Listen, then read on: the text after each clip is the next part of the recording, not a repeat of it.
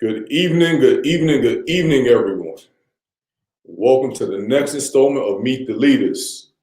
Just give a few moments for folks to sign on. I got a very excited program today. As you can see before you, we got so many leaders from the Greater Phoenix Urban League movement. Looking forward to having these conversations with our audience. We don't have anyone online just yet. Don't worry, panelists. But we got our first one. It's going to pick up quickly.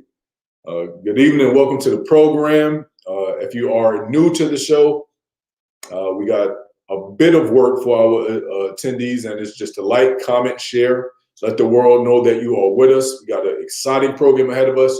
As you can see before you, got a number of leaders from the Greater Phoenix Urban League movement to talk about all the programs, all the resources that we provide to our community. So thank you for joining us. But please, we want to get as many people to the program as possible.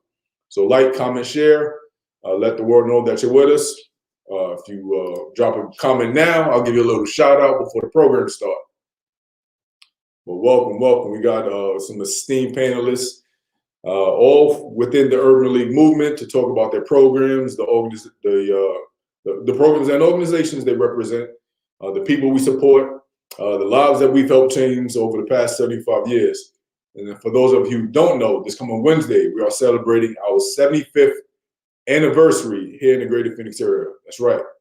75 years providing service to our community. That is no small feat, and we are absolutely going to celebrate that the best way we know how. So please tune in tonight, learn about the programs and resources that we provide. But in addition to that, be sure to tune in on Wednesday, but you'll hear more about that later on in the program.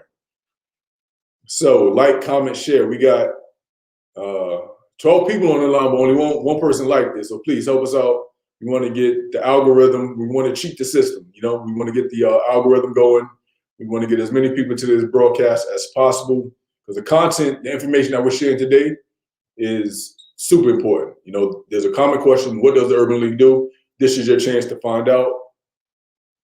Everyone wants to know, and we got it. We got resources. We got programs that everyone needs. So please like, comment, share. Let's get the algorithm going. Welcome, Consuelo Melendez. Welcome to the broadcast. Welcome, JC. We know we got some fans on the panel. Got some fans on the panelists with us today. But yeah, please like, comment, share. Let the world know you're with us. Greatly appreciate it. We got some great content ahead of us. As you can see, the individuals before us: Natalie Alvarez, Marion Ashlee Atkins, President George Dean, Lonnie Jones, Herb Jackson. These are just a few of the people that help support the Greater Phoenix Urban League. They are here representing the various programs that we provide, and we brought them on this program today so they can tell you exactly what it is that they're doing and how you can take advantage of the resources that we have going on. I'll start unmuting some of our guests just to say hello to the audience. Welcome, Natalie. Welcome, Marion. Hey, good evening. Good evening. Welcome, Lonnie. Welcome, Ashlee. Welcome, Herb. Good evening. Good evening. Happy to be here. And of course, President George Dean. Okay. Good evening. So again, like, comment, share. If you're new to the program, like, comment, share. We want the world to know that we're with us today. If you got a comment, if you got a question, you will have the opportunity to ask any question you want to our panelists.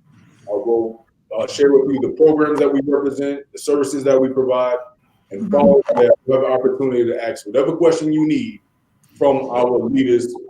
And again, this is just a small fraction of the people that help deliver the program services provided by the Greater Phoenix Urban League. So without any further ado, I would like to introduce the moderator for today's program and the president and CEO of the Greater Phoenix Urban League, George Dean. Take it away, George. Thank you, Jerry, and good evening. Tuning in to this final Meet the Leaders Forum for 2020. For 75 years, I'm George Dean, the president and CEO of the Greater Phoenix Urban League, and for 75 years, the Greater Phoenix Urban League have been bringing and providing services to residents of the Valley of the Sun. 75 years, and we're very proud of the fact that we've been able to endure for that long, and we look forward to continue to do as long as the kind of services that we have to offer are needed in our communities in the greater Phoenix area. People have asked me, people have said to me at least, that they've heard the name Urban League, but they don't really know what we do. So we thought we would take this forum tonight, this audience that we have tonight, and let you know exactly what we do. We have put together our senior leadership staff here at the Greater Phoenix Urban League, and they're going to tell you about the various programs that they are directing and give you a better understanding of the kind of things that we do here at the Greater Phoenix Urban League. So stay tuned, take notes if you care to, but also know that we are here to serve you. When we were founded in 1945, the visionaries at that time decided that they wanted to bring some services to the community, and that's how the Urban League got started.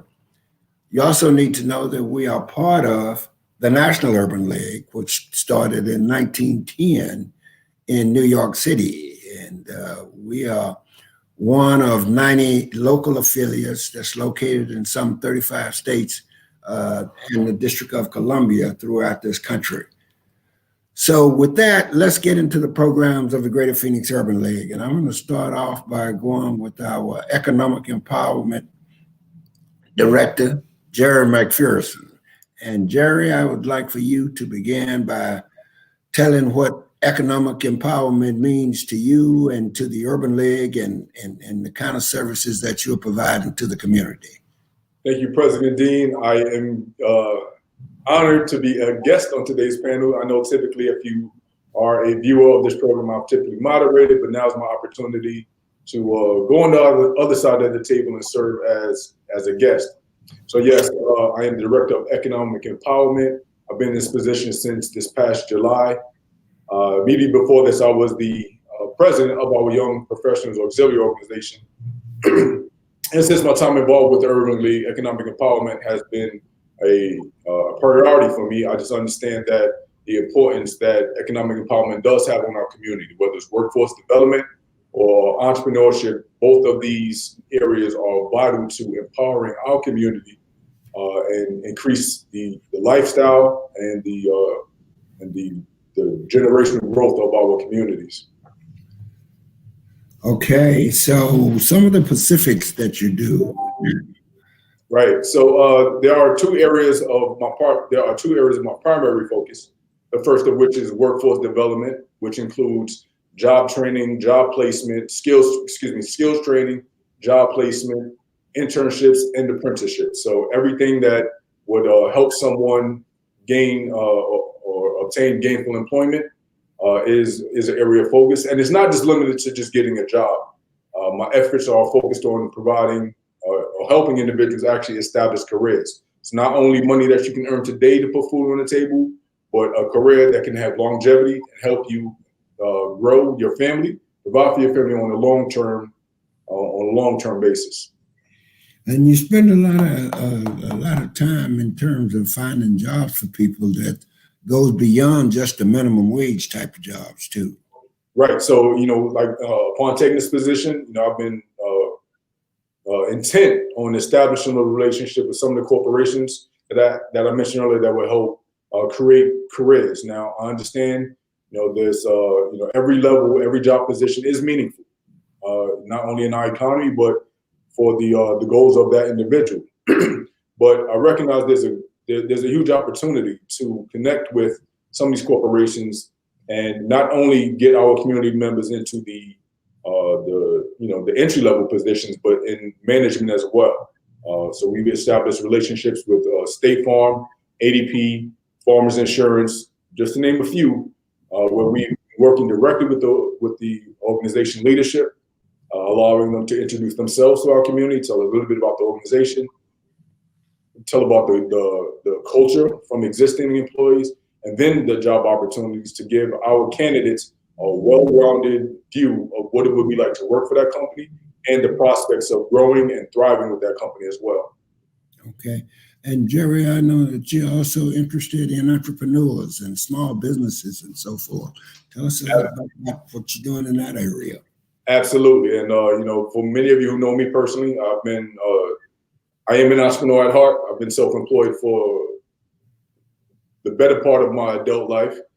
But nonetheless, in as much as I have a passion for entrepreneurship, I also have a passion for helping our community. So luckily and thankfully, I was able to join the Greater Phoenix Urban League on a full-time basis and meld those two passions of mine. So over the past few months, we've done a number of workshops and boot camps geared towards aspiring and existing entrepreneurs, giving them the tools and resources to help grow their business and in turn help the local economy by creating jobs, growing their businesses, and ultimately helping create generational wealth.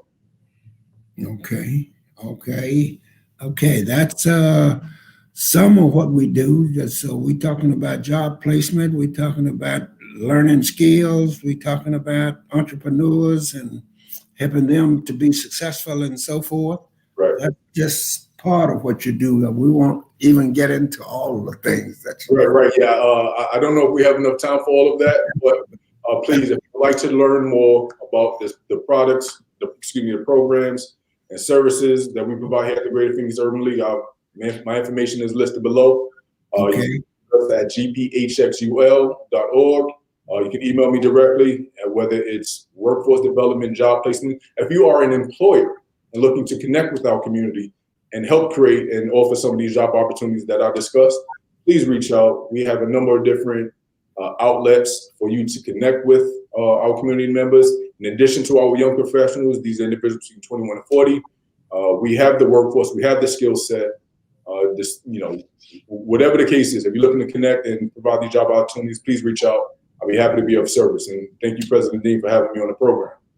All right. Thank you, Jerry. Now, let's move on to another one of our programs. In fact, this is our flagship program, the largest program that we've had now for some 55 years here in the Urban League, and that is our Head Start program. We call it Head Start, but behind the scenes, we really call it early childhood development. And we have to tell us about Head Start and the kind of things that they do is our Head Start Director, as well as Chief Operating Officer, Ms. Natalie Alvarez. Natalie, the show is yours. Thank you, Mr. Dean. Good evening, everyone. Just a little bit about myself. I have been with the Greater Phoenix Urban League for over 26 years now. So I'm in the quarter century club now. But I want to talk a little bit about our Head Start program, which Greater Phoenix Urban League has had Head Start for 55 years. We actually are one of the first organizations to have Head Start in 1965. And we started back then with about 15 children enrolled in our program in South Phoenix. And today we're funded for 1,145 students, and we are in 6 different school districts. We are in Pendergast School District, Phoenix 1, Levine, Roosevelt, Isaac, and our largest is Cartwright. So we are having those programs right now.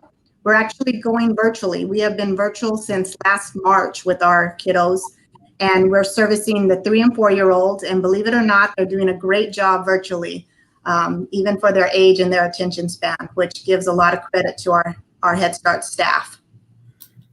Okay, 3, 4, and some 5-year-olds as well. Yeah, we don't want to take them out. So from a standpoint, Natalie, this is a program that's come through the city of Phoenix. We are, what do we consider, a service provider or a delegate agency? How does that work with the city? We are an education service provider for the city of Phoenix, which is our grantee. And like I said before, we have been with the city of Phoenix for 55 years now. We started out with a very small budget, and it's grown significantly. Like I said, we're serving over 1,000 children today. We have a curriculum. As Head Start has evolved over the years, it's not just a preschool program, it's actually a school readiness program. And we're looking at the whole family. It's very comprehensive. We're looking at nutrition, health, well-being for all of our children and setting up goals with our families. A little later in the program, Marion Hill will talk about our program under M.A.N.C.A.V.E and how we engage the fathers of our program as well. Okay. So 6 school districts, and this is mostly on the west side of Phoenix? Well, we're actually from South Side, Central, and West Side. South side, Central, and west side. Yeah, we cover all of Central Phoenix. Like I said, we're in the Roosevelt School District, and we go all the way far west as Pendergast School District. Okay. And we are teaching the children, we're developing the children to make them ready, getting them ready for kindergarten, right? Right. We're not just playing in our classrooms. We're doing activities around STEM. We have our curriculum is around studies. So children are learning anything from rock study to paper study to clothing study. They're through play, and we're really looking at the social emotional development of all of our children as well. And you mentioned our 3 and 4-year-olds. Some of our children are turned 5 in our program. It's just preschool, so it's pre-K that we're providing services for our families. Mm-hmm. And now, look, when they leave us to get to kindergarten, will they know their alphabets and so forth? And much more. They'll know their alphabets. We have a bilingual program, so many of our children will learn to speak Spanish, and our English language learners are speaking English when they're getting into kindergarten. So we're preparing children for kindergarten. So we want to make sure that we're not only looking at academics, we're making sure that every child that comes through our program has a physical and a dental, and we're meeting their nutritional needs as well as their social emotional needs as well. Okay, and yeah, you mentioned physical and the dental and so forth, but they also have to have shots and so forth, be immunized before they come to us. Yes, they do. They all have to get their shots before they come, and actually we got through doing a series of immunization fairs through our program, and it was actually sponsored by Legacy Foundation that provided funds to put on 3 health fairs, immunization fairs, that we did immunization and flu shots for our community in the Maryville area. We actually served just a little under 1,000 community children and adults. Okay. Mm-hmm. Very good. We'll talk some more about Head Start and early childhood development as we move on along. But I want to move now to Herb Jackson, our Vice President and Director of Housing. So, Herb, let's talk a little bit about housing and what the Greater Phoenix Urban League has to offer. Tell them a little bit about yourself first, and then get into what we do in housing. You might be on mute here. There. Okay, I'm unmuted now. Thank you. Thank you for having me. I'm happy to be here, and I'm certainly happy to be in a position where I can talk about all the great things we do in housing at the Greater Phoenix Urban League. Just to give you just a real quick background for me, I've been associated with Urban League since 1979. I became associated with the Greater Phoenix Urban League in 1989. So far as my housing background is concerned, I am certified by HUD as a certified counselor, and I'm certified in the various topics: financial fitness, property maintenance, responsibility of home ownership and tenancy, fair housing, housing affordability, and avoidance of and responses to rental, and mortgage delinquency and avoidance of eviction and mortgage default. So that's the overall umbrella of all the things that we do. Let me just break in for a moment. You said you were a HUD certified counselor. That means you had to take a test that was administered by HUD for you to become certified? Yes, sir, I did. And everyone that does housing counseling will need to be certified by August 1, 2021. And Okay. each agency, in order to be an approved HUD agency, must have at least one certified HUD counselor. Okay, so and being a HUD certified means that you are able and you are equipped to tell them about all of the various things that you do. Is that how that goes? Sure. I'll start off with one that's probably that is on a lot of people's minds right now, and that is avoidance of and responses to rental and mortgage delinquency, avoidance of eviction, and mortgage default. As we all know, because of COVID, a lot of folks lost their jobs. They're unable to make their rental payments or their mortgage payments. So the CARES Act came about, and the CARES Act made sure that rental folks could not be evicted under most circumstances until 12/31 of this year. The mortgage default, they allowed folks who could not afford to pay their mortgage to do what they call a deferral, and they could get a deferral of 100 up to 180 days. And if they wished and needed it, they could get a deferral for an additional 180 days. So that gives them some relief for at least a year. Mm-hmm. Go ahead. Okay, I thought you were getting ready to ask me another question. So that what we do there is if anybody on the show is listening, if whether it's you or somebody you know, my information is below there. It's hjackson@gphul.org, and my phone number. This is a direct number. It doesn't ring to the switchboard. It rings directly in my office, 623-239-1451, and I'll be happy to help them. There are quite a few things that in this whole CARES Act that are confusing to folks. One, you have to know what kind of mortgage you have, whether it's a GSE, which is mortgage that are owned by Freddie and Fannie, or whether it's VA, USDA, or FHA. Each of those have a little different twist to them. So that's why it's important that you get in touch with us as soon as you can. The other thing that is very important, whether you're dealing with a person like me or another counselor, you really need to stay in touch with your landlord and stay in touch with your servicer if you have a mortgage.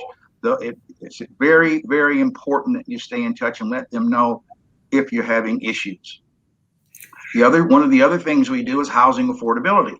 And there, what we do is we ask you to tell us what it is you would like to do. Everyone seems to want to own a home, and that's a very nice thing to do. And that goes along with what Jerry talks about in empowerment. Probably the single largest purchase you're going to make in your lifetime is purchasing a home. One of the things that we help you with is get a clear understanding that when you apply for a mortgage, they use your gross income. But we all know you don't live on your gross income, you live on your net. So what we do is help you put together a budget that says, this is what I really get to spend. And if I take the mortgage that I can afford, will I have to change my lifestyle or not? So we work with folks to get them to understand that it's their money. No one can tell them how to spend it. All we do is give you advice. We don't tell you what to do. One of the other areas that's big is fair housing. Fair housing covers a whole bunch of things. That's fair housing, whether it's rental or mortgage. There are a lot of folks who are denied loans, and they don't realize why they were denied the loan. That could be a fair housing complaint. Just to give you an example that's just recent, there was a mixed family in Virginia, and they wanted to refinance their house. So they went to their bank, and the bank sent out an appraiser.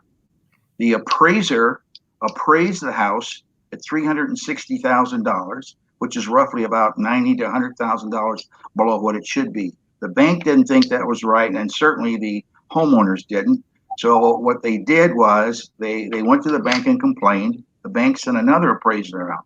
The difference being the next time the appraiser came out, because this was a mixed couple, black and white, the lady took all of the things in her home that even pointed to the fact that a person of color lived there down. Surprisingly enough, when the appraisal came back, it was for $450,000. So this just happened a month ago. So these things are happening all the time. So if you ever feel that you've been discriminated against or something doesn't seem right about the transaction, again, give us a call. We can help you with that too. Okay. I remember years ago we used to talk about first-time home buyers.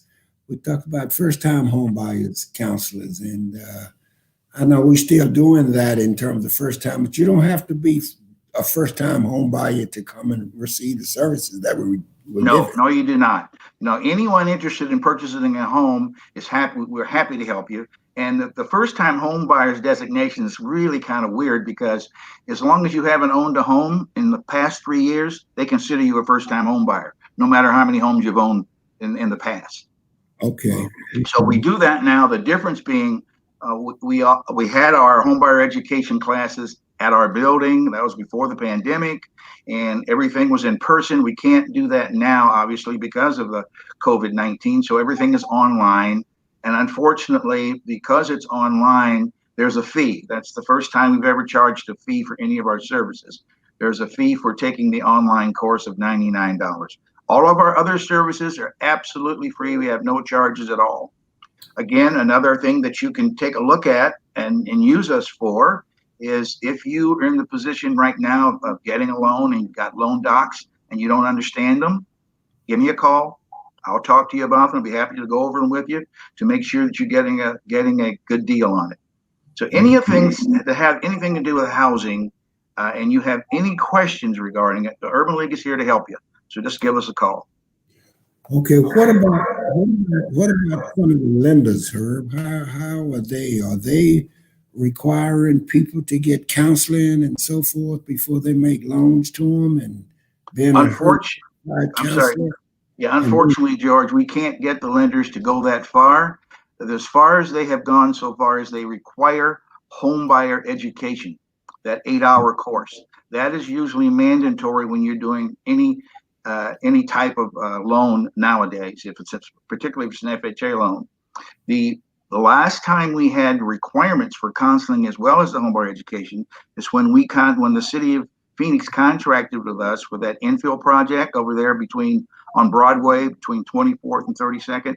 That project, they were required to not only have the homebuyer education course, but they had to spend a minimum of 2 hours with me so I could do a credit assessment for them to make sure that once they got in the home, they'd be able to remain there. And then we would recommend that they get the $15,000 down payment assistance. And we also qualify people for WISH. WISH is another program where it's a 4-to-1 match. You have $5,000, $5,500 or $5,000 saved. They will match that with $17,500, and so it gives you a total of $22,500 to put down. So those are the kind of things we do, but we need to get your information. And I cannot stress enough that when I send out the application to you, I need to get that data back because I can't give you honest answers without the information because everybody's different. Okay.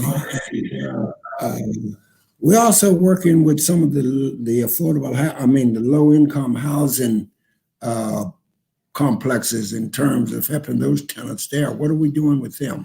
Okay, there we have what we call supportive services. And supportive services are provided we have a counselor, certified HUD counselor on site to administer any financial fitness programs that we have. In other words, things like if they're unbanked, we talk to them about getting a bank account, how bank accounts work. We talk to them about rental. If you're in a rental now, we help them put together budgets. We do English as a second language. If they need computer skills, we can help them with basic computer skills. Additionally, we have at each of the complexes, we have what we call an after-school program.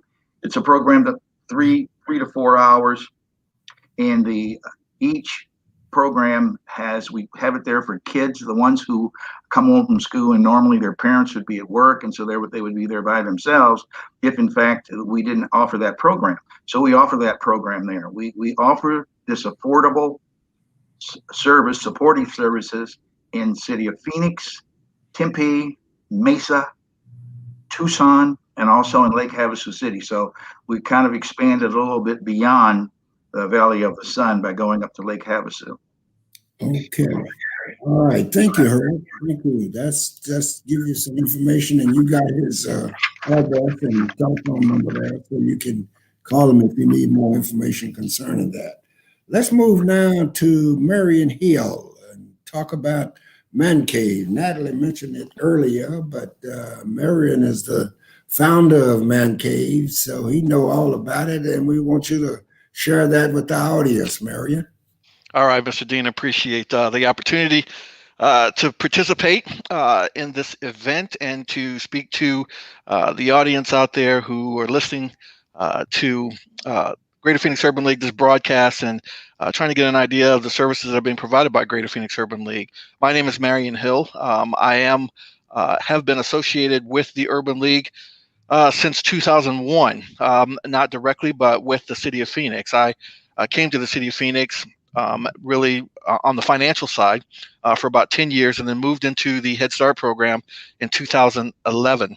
Roughly around 2000, I would say 2015, 2016, I had a vision about men participating, fathers participating in the Head Start program. Normally, when you're dealing with infants, 0 to 5-year-olds, it's normally the responsibility of the mom to participate in the program and to be engaged in that program. And you don't see the fathers. And that was the issue, is I did not see the fathers around. And that concerned me, because it's important for fathers to understand that the engagement and their ability to engage with their child, infant 0 to 5-year-old, is of critical importance to their social, emotional development, their cognitive development, their intellectual development. All of those things are very important. And so with this program, the program actually began in Head Start, and I actually worked closely with Natalie and with the Greater Phoenix Urban League, really kind of hammering out the development of it. And it started off as something where we just brought fathers together with their kids on an evening, fed them dinner, had a little activity for them to do, and then always a message that we shared with fathers, really to encourage them as being fathers. The program grew and grew, and we found that we were having fathers who were not participating in Head Start, but were interested in participating in this program because of the information that we were giving, because of the partnerships that we have with some of the vendors in the city, and some of the activities that we were doing. Basically, we were specifically cutting out time for fathers to engage with their children.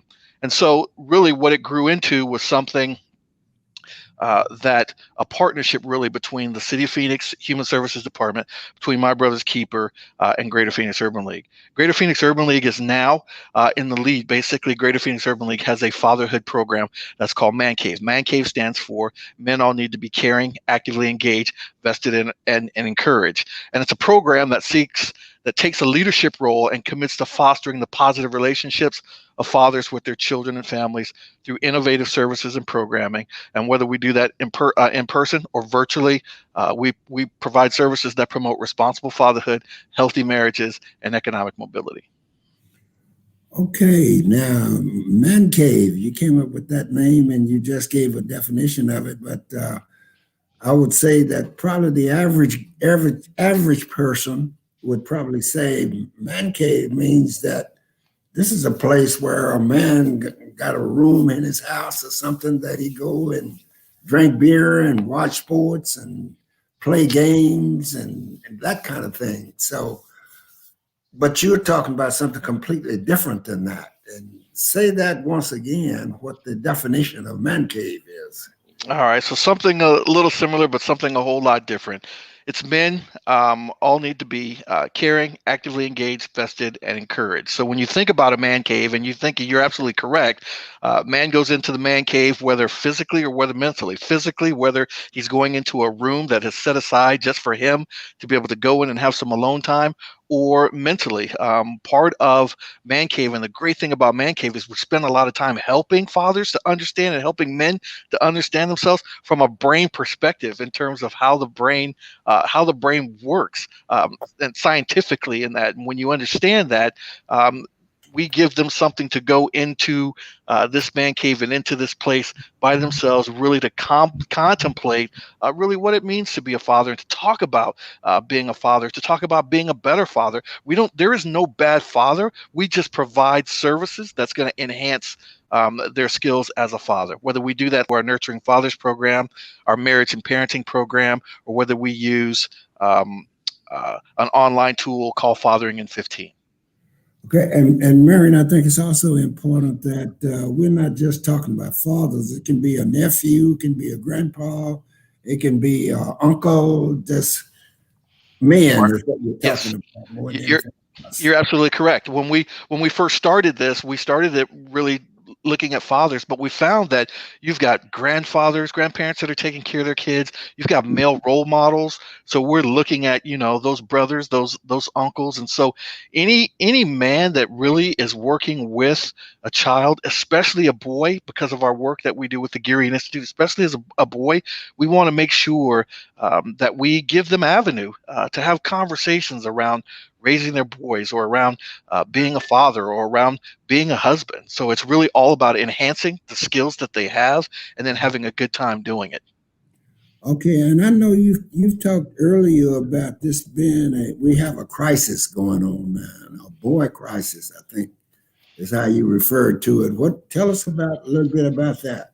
Yeah, a lot of people uh, don't really understand or don't see that there is a boy crisis. It's not only going on in the country, but it's going on across this world, and we're seeing what I call a disappearing population of boys that are screaming out to be heard, but they're not being heard, and so they're internalizing their own feelings or their emotions, and it's causing issues. And so you can see things. And when we talk about a boy crisis, we're talking about the crisis of education, the fact that boys are behind girls about a year and a half in literacy, in reading and writing. You have to think about the fact that the male brain isn't fully developed until the age of 25, whereas the female brain is fully developed around the age of 22. So they're behind. When you look at our educational system, the educational system is slanted toward the success of girls, not necessarily the success of boys. And we certainly give avenues to talk about that through our Fatherhood Summit and through the Helping Boys Thrive Summit. You have a physical health issue, when you're talking about boys and their development. So boys and men are dying earlier. If you look at 14 out of the 15 leading causes of death, boys and men are dying at an earlier age. You've got what I call the crisis of shame, where you have boys feeling that their masculinity is toxic and that the future is female, that dads are bumbling fools and deadbeats. So they internalize and don't externalize those feelings and emotions. There's things related to our economic health, their ability to be ready to move forward.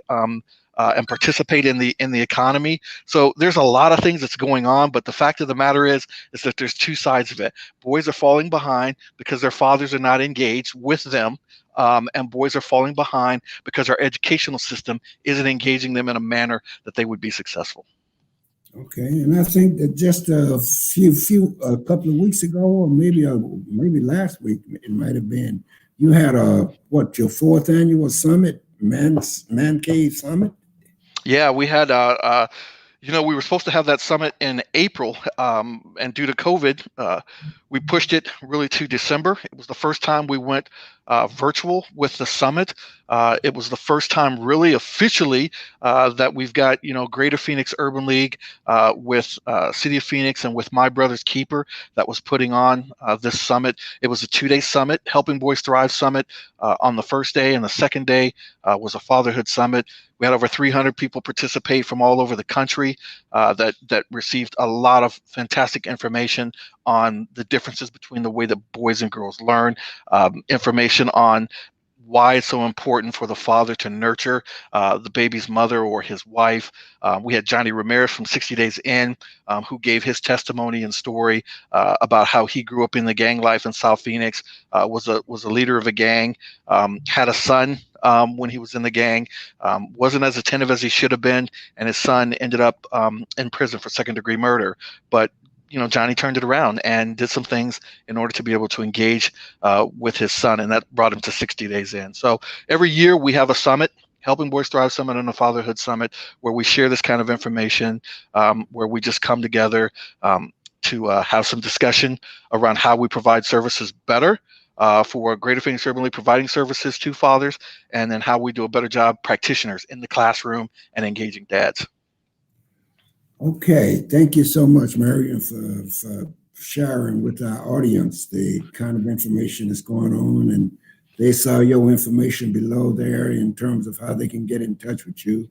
to find out more about M.A.N.C.A.V.E and what we're doing with that. A very, very important program. I want to move now to our future leaders, the young professionals, an auxiliary group of the Greater Phoenix Urban League that's been around for a number of years now. And the current president of that group is Miss Ashlee Atkins. So Ashlee, tell us a little bit about Ashlee and then tell us more about the young professionals. All right. Sorry, I was waiting to get off of mute for that. But thank you so much, Mr. Dean. As you mentioned, my name is Ashlee Atkins, and I am the president of the Greater Phoenix Urban League Young Professionals. And I've been in the movement for about a little over 4 years now, but we're really excited to be here just to give some insight about young professionals and what we're about. So we'll go right into that. So YP, also, as you mentioned, is a voluntary auxiliary of the Urban League, and we were established back in 2005 with our mission to serve as a vehicle for ages for young professionals between the ages of 21 to 40 to become more active in their community while supporting the movement through volunteerism, philanthropy, and membership development in the Greater Phoenix area.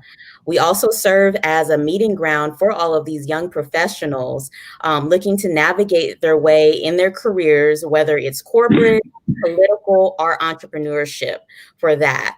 Currently today, we have at least 85 active members across the Valley. So we're super excited to have that many members within Arizona for that as well. And our 4 pillars of focus are within civic engagement, professional development, community service, and economic empowerment as well. And within each of these pillars, we participate in a variety of educational, fundraising, and networking events in partnership with Urban League as well.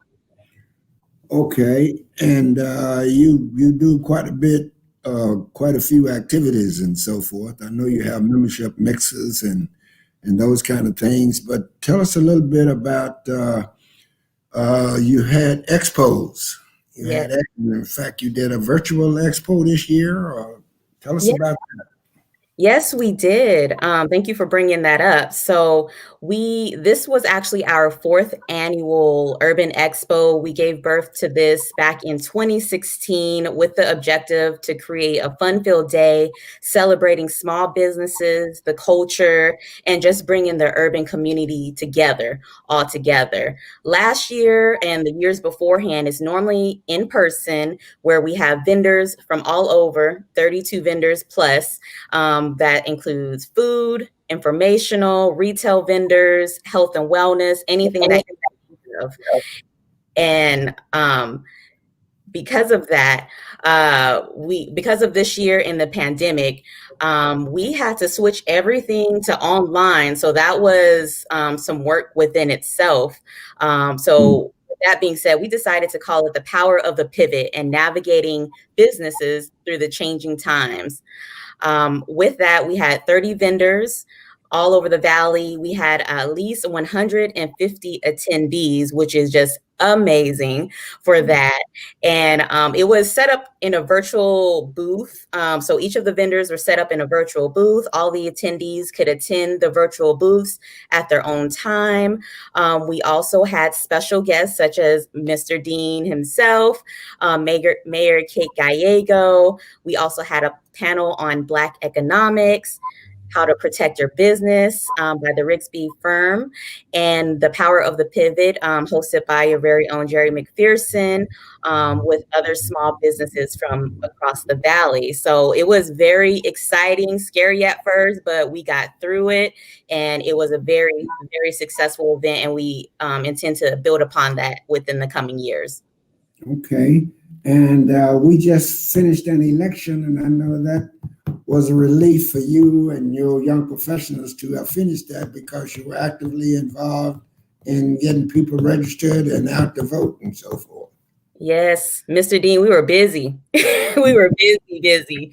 So whether it was online or in person, we were out there working it and getting out to vote and getting that word out there.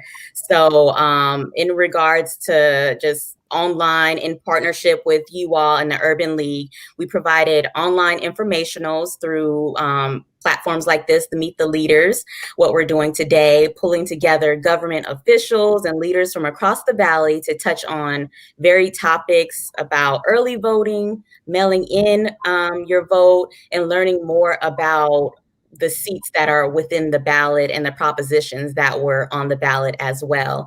We also had a brunch and learn series on the government hierarchy with elected officials. So, and then we also I think our only in-person event was in partnership with the Aggie's Barbershop in South Phoenix, where we got out to vote with a couple of other partners as well. So that was all of what we did with voting. We had a very, very busy summer for sure. And as well as that civic engagement, and on the civic engagement, we got people to turn in our census forms and fill out their census forms and get those turned in as well. We did. We definitely did. We were actually advocating for this since the beginning of this year before it even came out back in February. So in efforts to get the word out, we had our guest speaker, Janelle Wood, that came to visit us a few times within our virtual events, partnered with our sister young professionals in Tucson. We had at least 40 members that attend to learn about completing the census, the importance of it, and just debunking some myths that were associated with the census. So we had we mentioned it in every single event all the way up until the census cutoff time for that. So we were making sure that everybody was counted within the household as much as possible. Okay. A very busy young group, and like I said, the future leaders, as those of us old folks are going to be out of the way, and the Ashlee Atkinson and so forth are going to come in and replace us and keep this going, because there's always a need. There are always some people in our community that needs to have the services that the Urban League can provide to them, and as well as our young professionals and so forth. Mm-hmm. Now let's go to Lonnie Jones, the executive director of the Women's Health Coalition, and an organization that's been around for a few years now and housed here in our Urban League building and so forth. So Lonnie, tell us about Women's Health Organization. You're on mute, Lonnie. Not from me. Okay. That's good? We can hear you now. Thank you. I've been associated with the Greater Phoenix Urban League for 50 years now, when my hair was brown. So I want to thank you. I've always been under the umbrella of the Greater Phoenix Urban League. And also to let you know that my son went to Okima Daycare and Head Start. He was also a participant in the summer youth program, and now he's a very successful young entrepreneur, and he always gives his accolades to the Greater Phoenix Urban League. So thank you. When I started the Women's Health Coalition and got our first grant, we were literally working out of our cars, and I went to you and asked you for an office, because our mission was to promote access to healthcare, and that meant that we were going to be helping the community navigate through the Access and SNAP applications, as well as Obamacare. And you were gracious enough to not only give me one office, but 2 offices. And so it has been 14 years. I've been there at GPOL. So thank you very much. What we do is promote access to healthcare in the community so that they don't have to go to a DES office to do the application. And right now, during the pandemic, we can do it over the phone. Many people are very savvy with their telephones that they can upload documents, take photos, and there's no need for them to come into the office. But then again, we do have families that don't know how to do that, and we'll see them in the office by appointment. As you might know, many people have lost their jobs. Their status has changed. They don't know if they're eligible for services. They've lost their insurance. And so the best way to find out is to give us a call. And we're happy to help with just answering questions about eligibility and doing an application. Lonnie, topic that has been under discussion a lot, especially the last 3 or 4 years under the present administration, and that's been immigrations and illegal immigrants and so forth. What does your program have to say about that? Or do you deal with the fact that both the illegal as well as legal immigrants? Well, we do, but we make it very clear to the families that come in. We call them mixed families, where maybe the parents aren't eligible for benefits, but their children are, because their children are U.S. citizens. Okay. So we're very clear about that. We're applying for the children, not for you. But we're also able to give them resource information on where they can go to get medical services. We have several clinics that will take undocumented individuals, and they can receive services there. So we're a resource as well for the community. Okay. Yeah. Okay. So if anybody out there needs assistance, they don't have insurance, or they're paying too much for their insurance, or they're entrepreneurs and business owners, they should call us, because we can help them through that process. And there's no charge.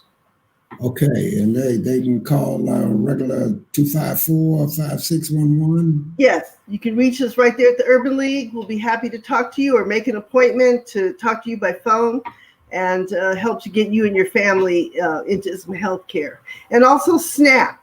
SNAP is the new term for food stamps. It stands for Supplemental Nutrition Assistance Program. And we do the applications for that as well. And I would say that from the food lines that we're seeing on television, with all of the cars and the lines and lines of cars for miles and miles at the food banks and so forth, that is even more importantly now than before. Am I right? Absolutely. Absolutely. And many times we're out there passing out information to those families that are in those cars, encouraging them to give us a call to see if we can help them with a SNAP application. And many times those families find out that they didn't know they were eligible. They thought they weren't eligible until they actually go through the process. So we're out there in the community. If there are events that you'd like to invite us to let your families know or groups know, we're available to do that as well.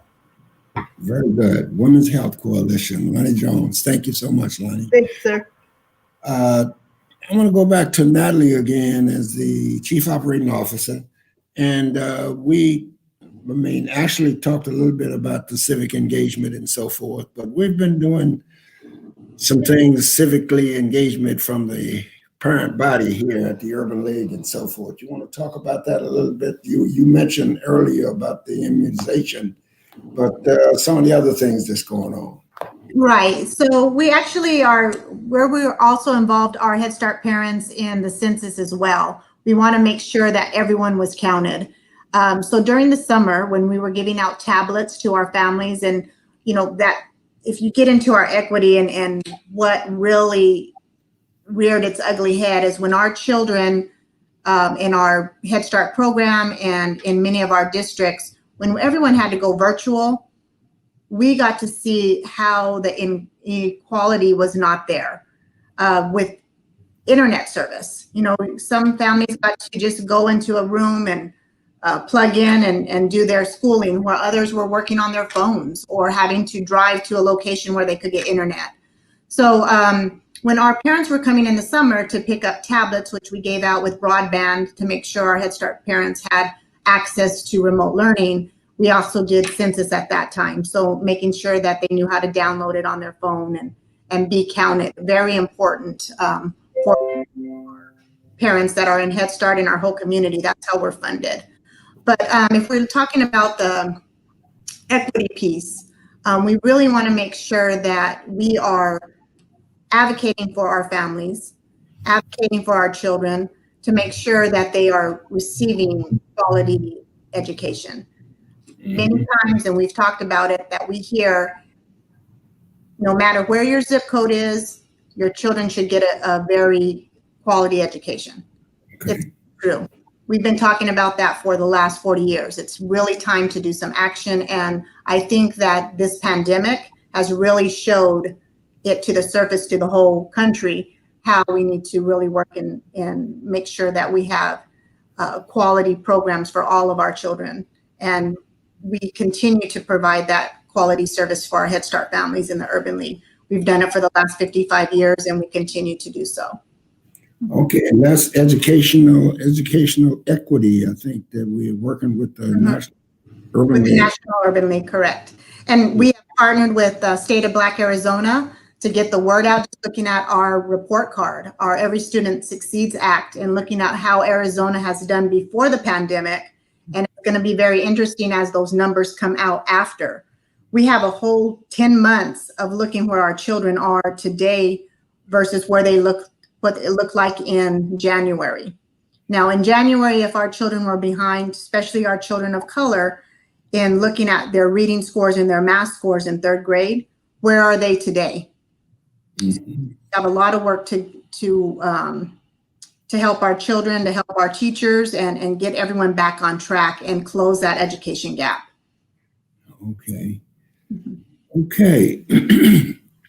We haven't talked about the other part that is so very important, and that is our financer with Bill Bridgman, our Chief Financial Officer, and a CPA, certified CPA, and Cynthia Huggins, our Senior Accountant, and so forth. But they keep the book straight and make sure that we have an audit every year, and by an independent firm to come out and do the audit and so forth. Also, haven't mentioned to the folks that we presently have a 17-member board of directors that's made up of volunteers that serve as our board of directors. The chair right now is Dr. Jessica Raymond, the owner of Celtic Property Management, and she has executive committee that's made up of M.A.N.C.A.V.E from State Farm Insurance, and David Weatherwax, Esquire from Sherman and Howard Law Firm, and Victor Borello from Wells Fargo, and Nico Burney from Change 3 Media. So it's just, like I said, for us to be able to survive 75 years here in Arizona, it's been a time doing it, but we have enjoyed doing it, and even more so providing services to the people and try to make us a very reputable type of organization. Jerry, I think you mentioned at the beginning something about the anniversary, the 75th anniversary celebration, as well as the Whitney M. Young Jr. Awards dinner that we're going to do virtually a couple of days from now. I think that's December 9th, I believe it is. And you want to close out and tell them what that's about? You on mute, Jerry. You on mute. I have a streak of this. This has to be like the seventh Meet the Leaders in a row where this has happened. But no, thank you. It's 75th anniversary is coming up this Wednesday. As you can see on the screen, the information to register is streaming at the bottom. And yes, we've been in the Valley for 75 years, providing the programs and services that we talked about today. And it's to be clear, 75 years is a huge accomplishment, and we want everyone in the community to help us celebrate. So it's starting 4 p.m. this coming Wednesday You can visit our website, gphxul.org, to register. It will be streaming directly from our website. So you don't have to call us. You don't have to contact us and say, where's the link to access the program? Just go to our website. It will be there. Just as easy as you visited Facebook to join the program, you can just go to our website. We have an amazing program for you. As we've done for 56 years now, we've had a Whitney and Young dinner to acknowledge other community partners and individuals who have been, like the Greater Phoenix Urban League, have providing a number of services and philanthropy and support for our community. And we will continue that tradition and acknowledge them. But in addition to that, it just happens to fall on the 75th year we've been in the Valley, and that's going to be a part of the program as well. We have a number of responses who help bring the program to us, and we will make sure to give them their acknowledgement and their support and their thanks. So please join us. 75 years in the Valley. We want you to be a part of it. We want us all to celebrate and celebrate as any organization that's been around for 75 years should do. Okay, now I have to also ask you, did you receive any questions from the audience at all that we need to answer? So we do not have any questions coming in from the audience just yet. So if you have anything in mind you would like to ask us, please do. There was a question up there below, but I believe we might have answered it in the chat. We'll go ahead and bring it back up just in case anyone else has a similar question. And as soon as I find it, there we go. From Cynthia Cook Chosen. Forgive me if I'm mispronouncing your name. It's too many syllables for me right now. But yeah, how can people get involved to volunteer with Head Start? So I'm gonna go ahead and bring Natalie back to the program, and maybe she can take a moment to answer that question for our viewer. Yes, we love volunteers. Right now, they're all virtual, but when we are in person, we welcome our volunteers. We thrive on our volunteers. You can come and work in the classroom. You can come and work in our playgrounds. You can come and read books to our children. We have multi ways to come and volunteer in our program. So you can always email me or call our main office, and we will get you those volunteer connections and make sure that you are connected into a classroom or any of our admin or outdoor activities that we may have. And so in line with volunteerism, I think it's important that, we speak to our young professionals who I can confidently say they're leading the charge in volunteerism on behalf of the Urban League. So Ashlee Atkins, if you can, take a stab at so this individual asked about Head Start in particular, but if someone was looking to get involved with volunteerism, how can they reach out? Yes, simply by going to our website at phoenixulyp.com. It'll go into detail with each of our committees that we have, anything that you're interested in, and you can point out how you would like to get involved, and we'll have our membership chair, Brandy Bakes, get in contact with you, and we'll go from there. But we're always welcome to volunteers, especially for online and when we do get back in person. But yes, we are welcome and welcome you as members. Very good. Very good. Okay, is that the last question, Jerry?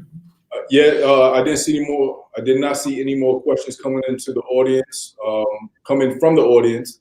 But just want to remind everyone, if you do have any questions, whether now, tomorrow morning, next week, feel free to contact us, gphxul.org. You can also follow us on Instagram, Facebook, LinkedIn, both the Urban League as well as our Young Professional Auxiliary. And the last thing I'll say before I let everyone go is please come join us for our 75th anniversary. It is a free event to attend. So there's a free option to attend. So if you want to come view and participate, celebrate with us, please do. If you are feeling, it is the holiday season, the season of giveness. If you're looking to serve as a sponsor or just want to donate or just make a contribution to the Greater Phoenix Urban League and our programs and services, you can do so. Still visit that website. You have a number of options to participate. So whether you just want to give a donation, your corporation want to serve as a sponsor, you still have the opportunity to do so. We appreciate you. The community appreciates you. All of the panelists that was on the program today appreciate you. And be clear, this is just a small portion of the individuals responsible for bringing the programs and services to the Greater Phoenix area. So we are just a small percentage of the hundreds, literally hundreds of people who help deliver the program and services. So that's all I got. Please, questions, you know how to get a hold of us. President Dean, I'll yield the floor. All right. I will just say in closing, join us, become a member of the Urban League, become a member of the Urban League, and remember, together we make a difference. Good night and happy holidays to everyone.